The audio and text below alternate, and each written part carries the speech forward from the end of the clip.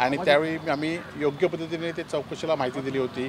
त्यावेळी आमचे जबाब पण घेण्यात आले होते आणि आमच्याकडे जी उपलब्धता गेले 20 वर्षापूर्वीपासून माहिती मागितली त्याप्रमाणे जी होती ती आम्ही दिलेली आहे।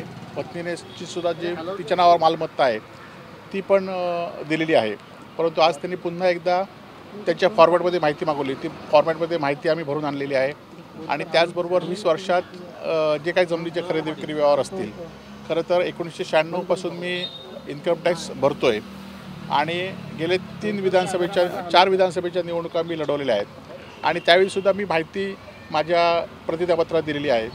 त्यानंतर इन्कम टॅक्समध्ये सुद्धा सातत्याने माहिती दिलेली आहे आणि याच्या व्यतिरिक्त कुठली खरं तर ACBची एकीकडे चौकशी होत असताना ACB एखाद्या गुन्ह्याची चौकशी करू शकते, परंतु इन्कम टॅक्स हे त्यातले निष्ठान असतात आणि त्यांनीसुद्धा माझी 2 वर्ष 2दा स्क्रुटिनी केलेली आहे आणि त्यामुळे अशा सगळ्या फाईल आम्ही त्यांना घेऊन दाखवलेल्या आहेत।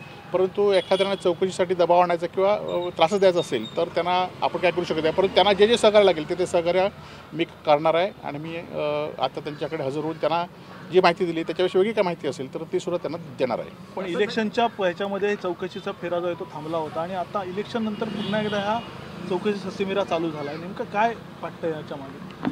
नाही, खरं तर चौकशी आम्ही जी दिली आहे, जी प्रॉपर्टी दिली आहे, जी दिली ती खरं तर चौकशी त्यांना पुरेशी होती, परंतु काय राजकीय दबाव असेल किंवा त्यांना काहीतरी वेगळी माहिती पाहिजे असेल म्हणून त्यांनी पुन्हा मागितलेलं आहे। तर त्यांना पूर्ण सहकार्य करण्याचं पहिल्यापासून धोरण ठरवलं आहे, ते आम्ही करणार आहोत। नाही, असं काय मला कोणी कुठे या म्हणून सांगितलं नाही, परंतु राजकीय दबाव असल्यामुळे अशा चौकशी होत असतात। कारण आपण बघितलं असाल की एखाद्या ज्या लोकांच्या चौकशा झाल्या आहेत ते लोक त्यांच्यात गेल्यानंतर त्या चौकशा ॲटोमॅटिक बंद झाल्या आहेत, गुन्हे नोंदवूनसुद्धा बंद झालेले आहेत आणि त्यामुळे पण मी काय त्याच्या दबावाला भीक घालणार नाही। मी माझी जी माहिती आहे ती योग्य पद्धतीने देईल आणि माझा संघर्षाचा लढा हा सुरूच राहील। सर, तुमच्यासोबतच राजन साळवी यांची पण चौकशी सुरू होती, परंतु राजन साळवी शिवसेनेत किंवा भाजपमध्ये जाण्याची चर्चा सुरू झालेल्या पाहायला मिळते। एरवी तुमच्यासोबत तुमच्या जेव्हा चौकशी झाली तेव्हा राजन साळवी तुमच्यासोबत होते। आता ही लढाई मला एकट्यानेच लढायची आहे, त्यामुळे येणाऱ्या काळामध्ये या जी लढाई असेल ती मी लढेन।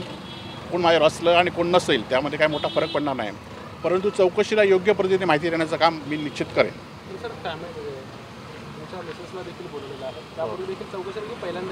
नाही, त्या एकदा आलेल्या त्यांनी माहिती दिली होती, आता पुन्हा माहिती मागितली असेल तर त्यांना ती माहिती देतील।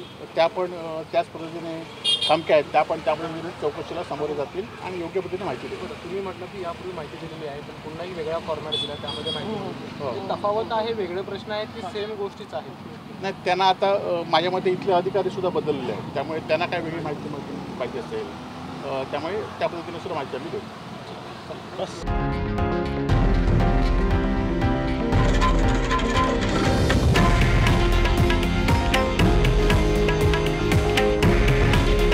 हे आहे देशातील नंबर 1 न्यूज नेटवर्क आणि आपण पाहत आहात TV9 मराठी। काळजी तुमची, हित महाराष्ट्राचं।